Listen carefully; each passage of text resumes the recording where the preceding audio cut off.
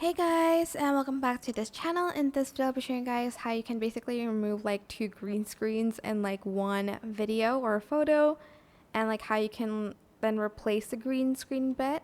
So if I go to library right now and I go to green screen, there will be like this phone and like background, and if I just remove the green screen, it's going to remove both.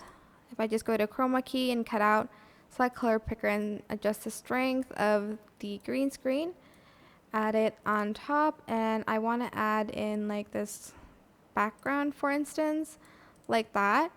And then as you can see, this will be affected, and I don't want it to be affected by that. So I will just select the background here, go to mask, select the rectangle one, select it, and then select reverse, and I'm just going to rotate it, and I'm going to try to adjust it as much as I can, and then I'm just going to put it up here, and then I'm going to add in like another video inside here. Let me just adjust the timeline. I'm just going to make it smaller like that.